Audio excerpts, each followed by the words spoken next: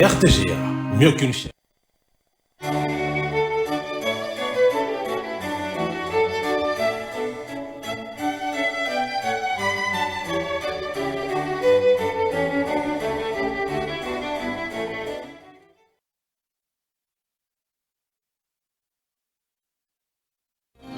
Ce journal vous est offert par Tango Protection.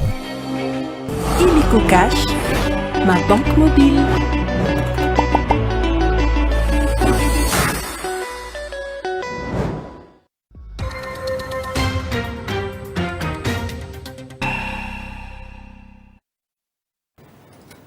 Mesdames et messieurs, bonsoir. Tout le plaisir est pour moi de vous retrouver pour cette session d'information sur la RTGA. Commençons par cette nouvelle. Les pluies diluviennes qui se sont abattues sur la ville de Kalemi tout l'avant-midi de ce mardi 6 mai 2025 ont causé tant d'inondations inimaginables. C'est le cas du port de Kalemi qui est envahi par les eaux de la rivière portant le même nom. Et c'est un dossier que nous allons bien poursuivre après. À Kinshasa, les habitants de l'avenue Lalou à Binza-Delvaux dans la commune de Ngalema ont manifesté lundi en brûlant des pneus dans les artères. Ils fustigent les menaces de l'érosion qui envahit leur quartier après les dernières pluies torrentielles abattues à Kinshasa qui ont occasionné des dégâts importants. Impossible pour les véhicules et passants de circuler normalement. Les élèves, pour la plupart, et certains travailleurs n'arrivent plus à atteindre leur destination habituelle depuis quelques jours. Des explications avec Marien Lenvo.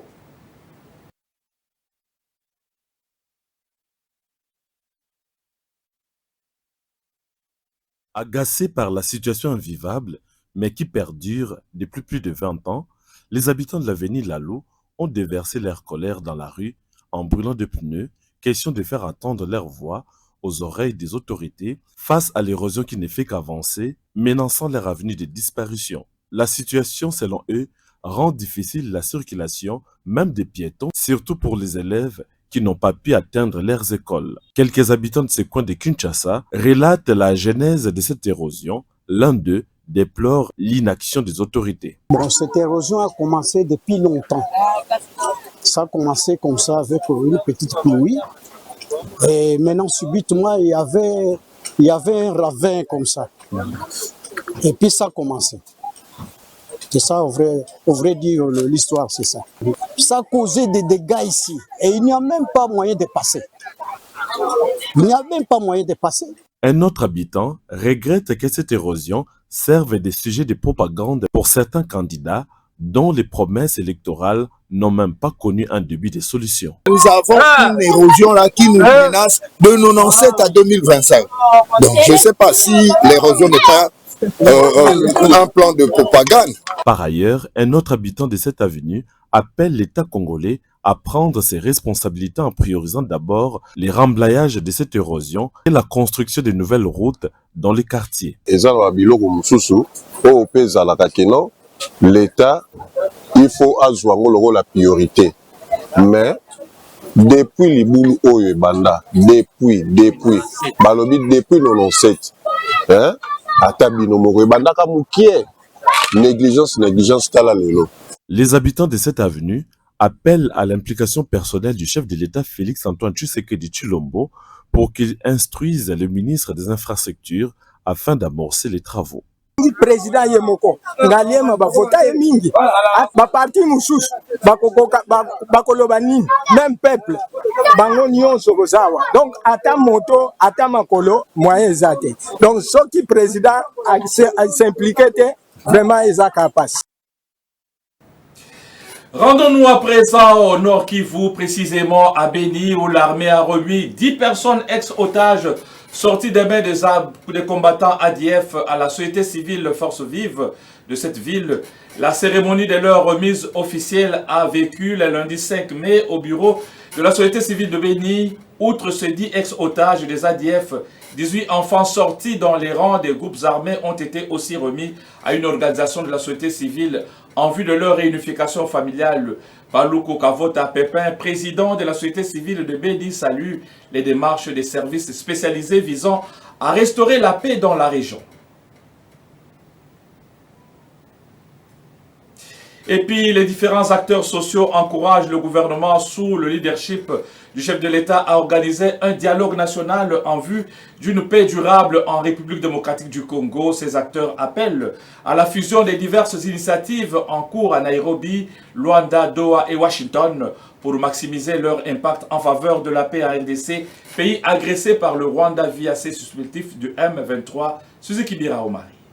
Les acteurs sociaux et politiques acquis au pacte social pour la paix et le bien-être ensemble initié par la CENCO-ECC ont réaffirmé leur volonté inébranlable de contribuer à une paix durable entre les Congolais sans exclusion.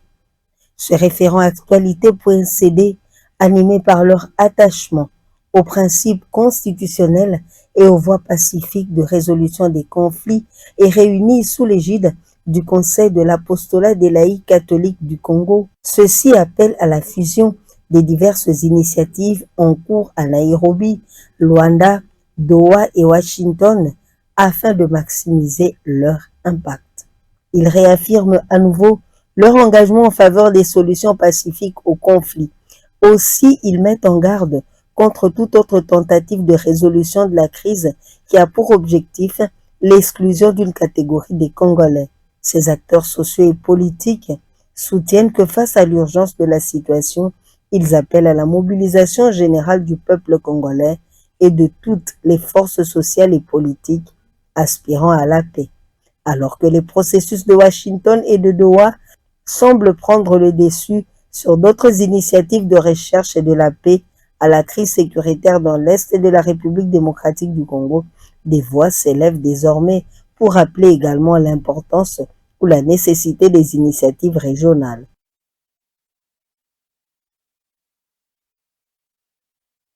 Sans liberté de la presse, il n'y a pas de démocratie réelle. Sans pluralité d'information, il n'y a pas de république forte. Sans journalistes debout, c'est sur ces citations que le chef de l'État, Félix Tshisekedi, a clôturé son discours prononcé à l'occasion de la 32e célébration de la Journée mondiale de la liberté de la presse. La cérémonie a eu lieu le 5 mai 2025 au Fleuve Congo Hotel à Kinshasa devant plusieurs personnalités. André Ikoma pour les détails. Le journaliste congolais face au défi de l'intelligence artificielle, information et désinformation à ces temps de guerre, d'agression rwandaise. C'est autour de cette thématique nationale que le professionnel de médias, chef d'institution, corps diplomatique et membre du gouvernement souminois ont célébré ce lundi 5 mai la journée mondiale de la liberté de la presse en présence du président de la République Félix Tshisekedi. Dans ce monde de circonstances, le président de l'Union nationale de la presse du Congo a expliqué les contextes de la journée avant de plaider pour l'application des recommandations des États généraux de la presse. Plusieurs autres aspects liés au droit de la liberté de la presse et information comme bien public ont été largement abordés au cours de cette manifestation. Invité à prendre la parole à cette occasion, le chef de l'État, Félix Tshisekedi, a indiqué que cette célébration n'est pas un simple rituel, mais plutôt une opportunité pour le professionnel de médias de réfléchir sur la profession, ce avant de saluer l'héroïsme de journalistes, particulièrement ceux se trouvant dans la partie est de la RDC. Il est ensuite revenu sur la polémique autour de l'éventuel accord RDC-Rwanda aux États-Unis sur les minerais stratégiques. Certains discours, parfois relayés sans vérification par une partie de la presse, évoquent à tort un prétendu bradage de nos ressources naturelles. Ces allégations sont naturellement infondées, mais relèvent souvent de campagnes orchestrées pour affaiblir notre souveraineté économique et miner les efforts de repositionnement stratégique de notre pays sur la scène mondiale. Je tiens ici, devant vous, à réaffirmer solennellement ce que j'ai toujours défendu. Jamais, mais au grand jamais, je ne braderai les richesses de la République démocratique du Congo. Plusieurs autres questions liées aux avancées significatives en rapport avec la liberté de la presse ont été évoquées par le chef de l'État qui a appelé le journaliste à jouer pleinement leur rôle de la sentinelle de la mémoire collective.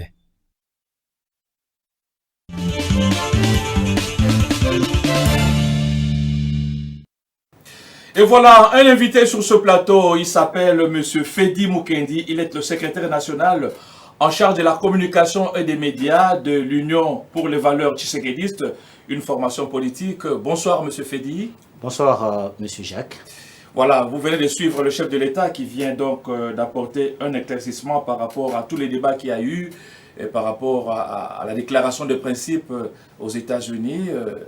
Et le chef de l'État vient d'affirmer que les richesses de la RDC donc, ne seront jamais bradées par lui, même en échange contre la sécurité. Qu'est-ce que vous en dites aujourd'hui? Bon, le chef de l'État n'a fait qu'affirmer tout ce qu'il a eu à dire et à promettre aux Congolais depuis qu'il est au pouvoir. Vous vous rappelez que s'il fallait brader les minéraux de la RDC, le président Félix allait le faire comme Kabila l'a fait avec le Rwanda dans le temps, pour signer des contrats et des protocoles d'accord avec le Rwanda compromettant l'intégrité, mais aussi la souveraineté de notre État, en intégrant dans nos forces armées les Rwandais. Mais le président Tshisekedi, il affirme qu'il ne bradera pas les minéraux de la RDC. Et il va le brader chez qui? Chez les États-Unis. Non, ce n'est pas faisable parce que les États-Unis, dans leurs standards, ils n'acceptent pas des contrats léonais avec des pays. Quand ils viennent, c'est pour leurs intérêts, mais aussi pour l'intérêt de pays partenaires. Ça, il faut qu'on se rassure que les contrats qui vont être signés entre la République démocratique du Congo et les États-Unis, ça sera des contrats gagnant-gagnant. Les États-Unis gagnent dans les investissements, la RDC gagne dans la sécurité, dans la paix, mais aussi dans le développement économique. Et le Rwanda gagne quoi dans tout ça? Nous, on ne va pas signer le contrat avec le Rwanda. Nous, on va signer de partenariat avec les États-Unis. Le Rwanda, comme pays faisant partie du monde, si il pense qu'au Congo, il y a de richesses qui peuvent lui profiter, il va venir par la grande porte, comme les États-Unis sont en train de venir, signer des contrats gagnant-gagnant avec la République démocratique du Congo, et il va venir au Congo en respectant les lois de notre pays. En ce moment-là, nous allons l'accepter parce qu'il faut vous rappeler que lorsque le président Tshisekedi est arrivé au pouvoir, il a eu à signer des contrats commerciaux avec le Rwanda. Il a eu à lui dire, écoute, il ne faut pas venir prendre les minéraux en pillant, en tuant. Il faut venir dans notre pays, respecter les codes miniers et on signe des contrats en bonne et due forme. Et là, le Rwanda ne le voulait pas. C'est pourquoi il est en train d'agresser la République démocratique du Congo. Voilà, revenons un peu avec ce sujet ici. Et alors, aujourd'hui, où nous parlons, Kinshasa et Kigali ont remis leur avant-projet de cet accord de paix à Washington. Est-ce que vous êtes sûr que les pourparlers vont aboutir quand on sait que déjà à l'intérieur, par exemple chez nous, il y a des voix qui s'élèvent pour dire que tout ceci n'est pas passé par le Parlement ne connaît absolument rien. Est-ce que ça peut aboutir?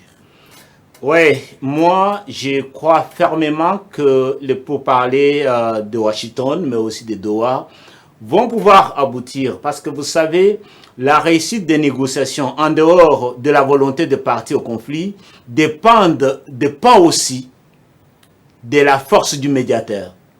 Personne n'ignore la puissance qu'a les États-Unis sur le monde.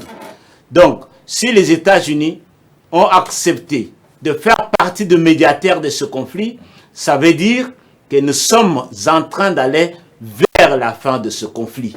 Et réellement vers la fin, comme le chef de l'État le disait, je ne vais pas traiter avec les patins, je vais traiter avec leur chef, parce que l'injonction que leur chef va leur donner, cette injonction sera respectée.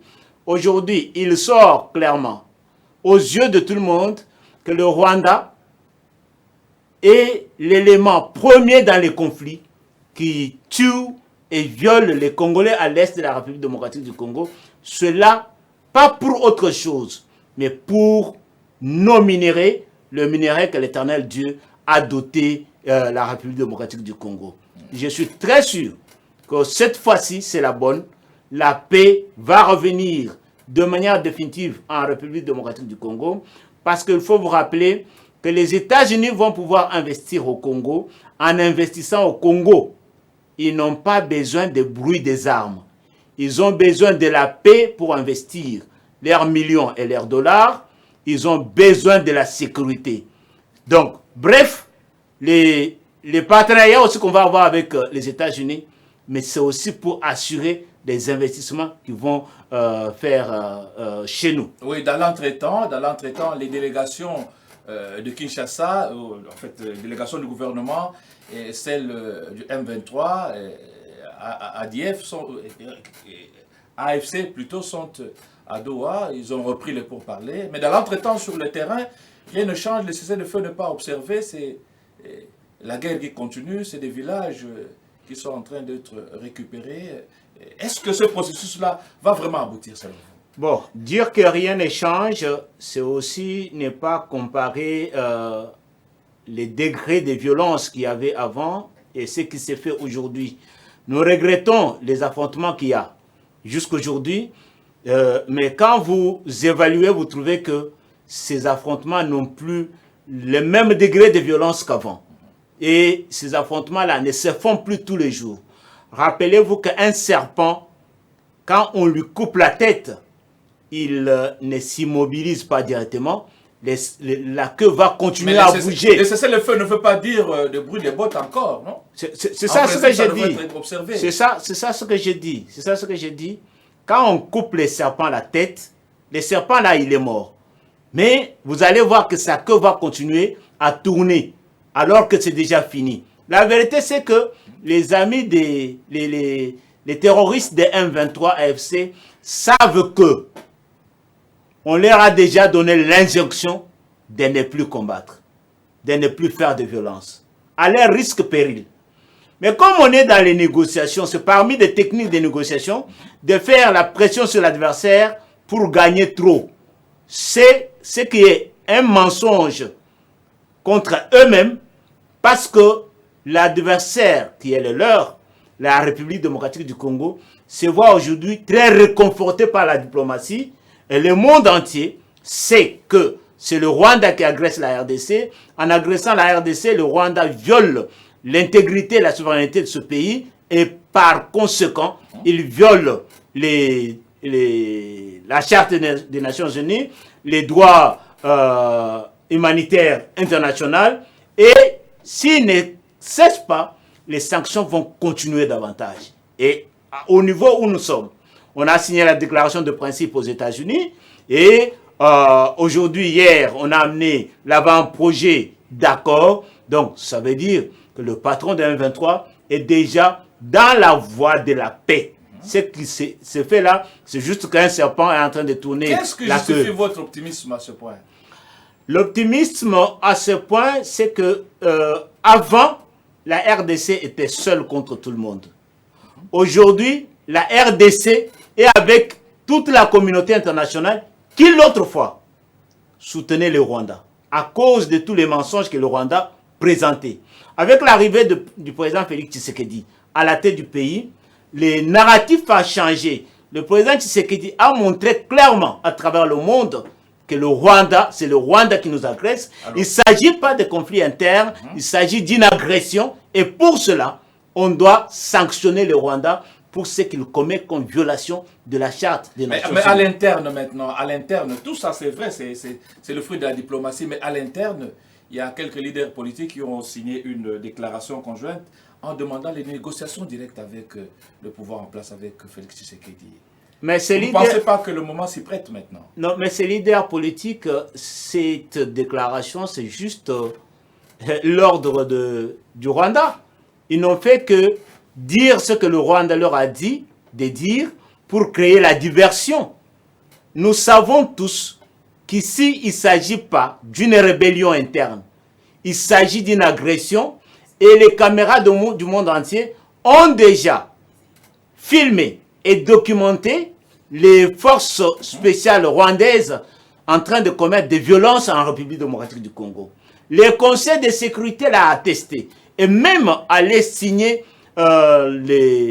la déclaration de principe, amener les projets d'accord de paix entre la République démocratique du Congo et le Rwanda, signifie que c'est le Rwanda qui nous agresse. Aujourd'hui, si les leaders de l'opposition, entre parenthèses, parce que parmi eux, il y a ceux qui s'appellent résistants. Il faut cimenter la cohésion nationale également à l'interne. La cohésion nationale, nous l'avons besoin. Et même le président Tshisekedi, il a appelé aux consultations nationales. Ceux qui ont accepté l'opposition de venir, ils sont venus, ceux qui aiment la République démocratique du Congo. Mais ceux qui aiment uniquement les richesses de la République démocratique du Congo et les pouvoirs en République démocratique du Congo ne sont pas venus. Donc, pas de dialogue, selon vous, la dernière question, pas de dialogue à l'interne en ce moment.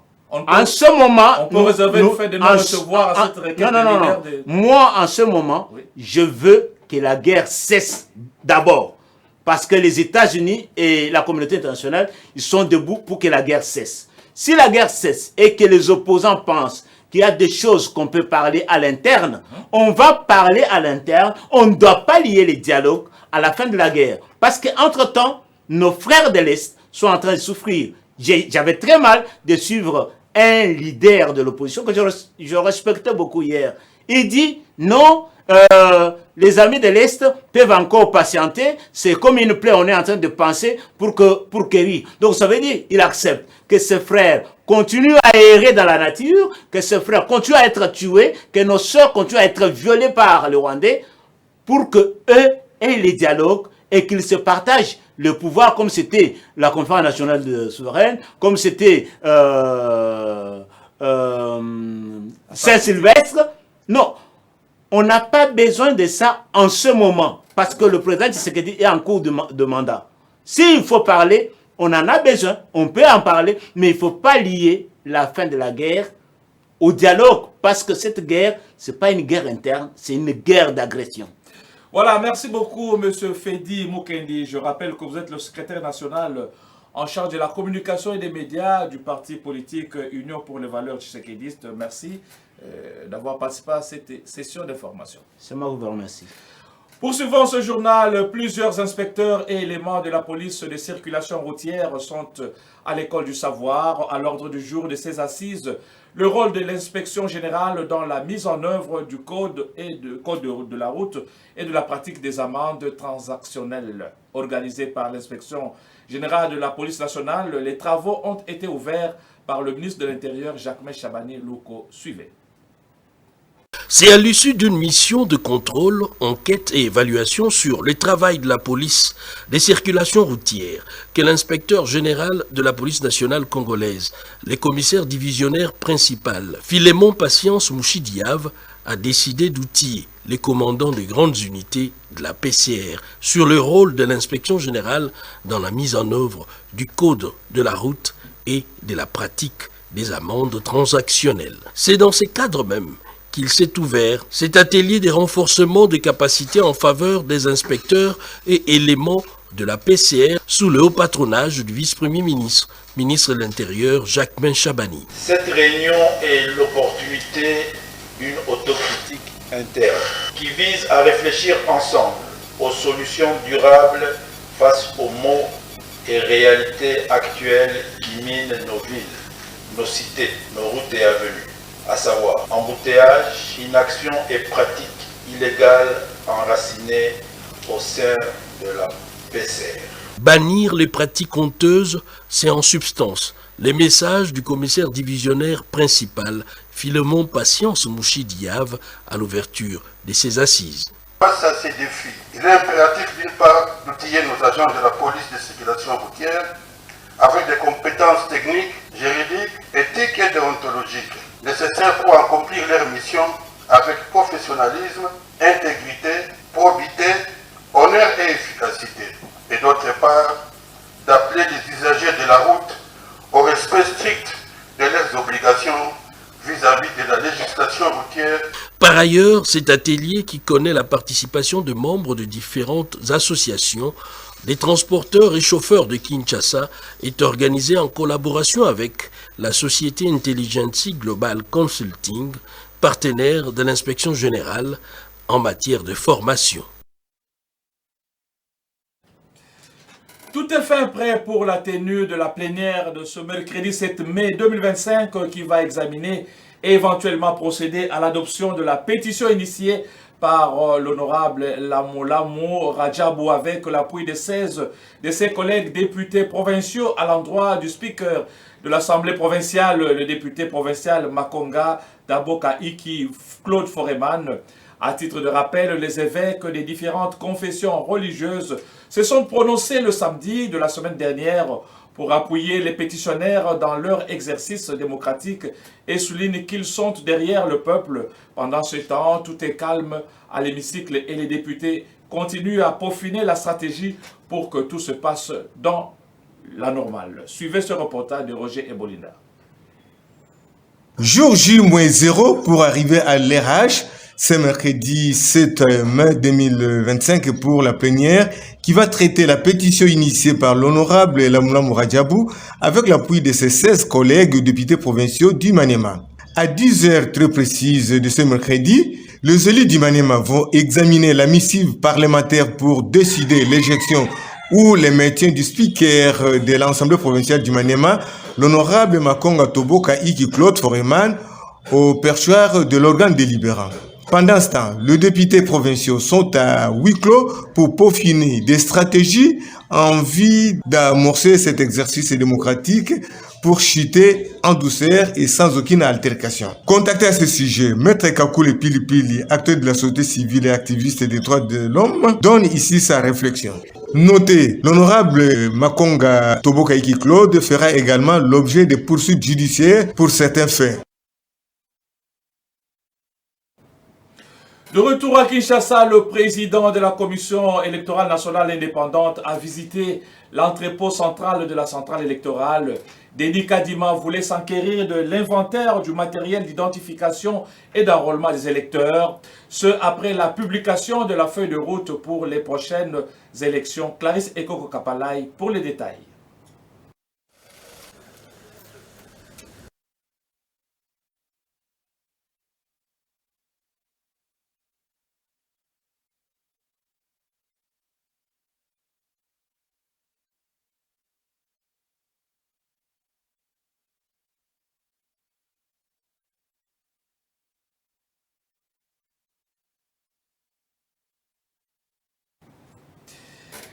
Le programme élargi de vaccination veut récupérer les enfants zéro dose et les enfants sous-vaccinés en RDC. Le PEV compte le faire dans le cadre de la semaine africaine de vaccination prolongée au Congo-Kinshasa pour permettre à plus d'enfants, plus de jeunes et d'adultes et leur communauté d'être protégés contre les maladies évitables par la vaccination. Encore une fois, Clarisse Ekoko et Yannick Bilam.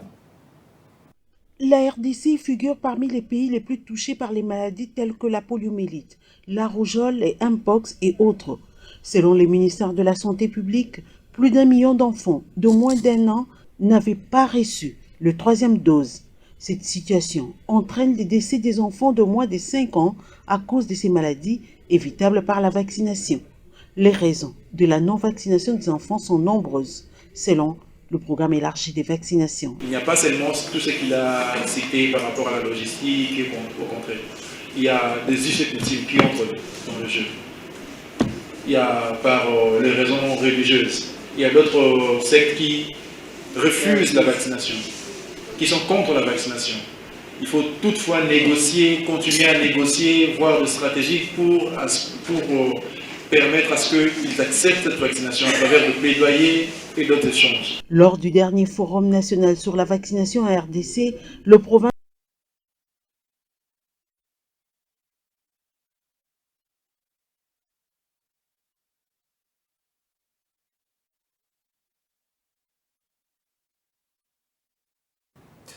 Toutes nos excuses pour la mauvaise qualité de ce reportage. Nous poursuivons la paix au féminin, la contribution des femmes à la paix et à la résilience. C'est le thème de la célébration de la 7e édition du prix littéraire Zamenga organisé par le Centre Wallonie-Bruxelles en collaboration avec les éditions Mabiki, Association des jeunes écrivains du Congo et autres partenaires. Une conférence de presse a été organisée ce mardi 6 mai 2025 au centre Wallonie où la presse a été édifiée sur cette manifestation littéraire. Suivez. Alors, le prix Zamenga est maintenant à sa 7e édition. Ça a été lancé depuis 2016. On a pratiquement 6 auteurs qui ont été révélés sur la scène publique. C'est un concours littéraire qui rend hommage à l'écrivain congolais Zamenga Batukizanga, qu'on connaît tous d'heureuse mémoire. Et c'est un prix qui aujourd'hui est considéré comme un tremplin pour les jeunes auteurs. Nous invitons les jeunes auteurs en tout cas, mais tous ceux qui sont passionnés par l'écriture à participer à ces concours. Nous l'avons lancé depuis le 3 mars pour la 7e édition. Elle prendra fin le 30 juin 2025 à minuit, heure de Kinshasa. Le thème pour cette édition est paix au féminin. Nous voulons donc que les écrivains et les écrivaines puissent nous proposer des textes qui montrent le rôle, en tout cas la contribution de la femme dans la construction de la paix. Vous savez que c'est une année un peu trouble où il y a eu des conflits dans la partie Est, raison pour laquelle aussi comme spécificité pour cette édition, nous avons ouvert le concours à tout le monde. Il n'y aura plus du tout de limite d'âge comme ça l'a été dans le passé où on limitait à 40 ans. Maintenant, tout le monde peut participer, donc de 0 à 200 ans, à envoyer votre texte.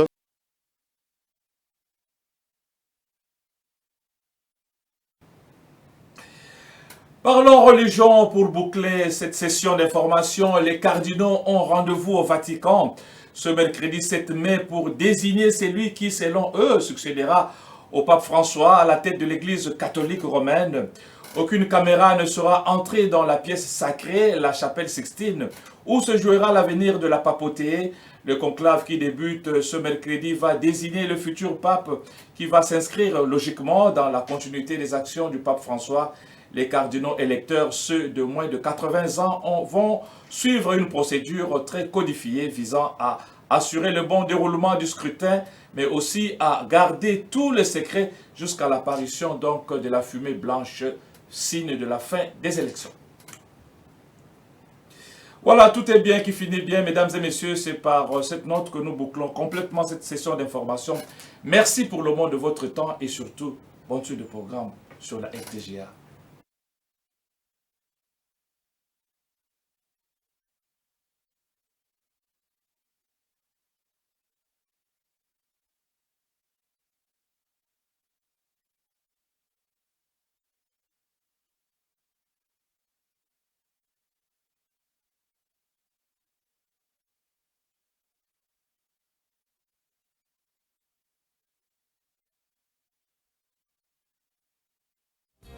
Ce journal vous a été offert par Tango Protection. Illico Cash, ma banque mobile.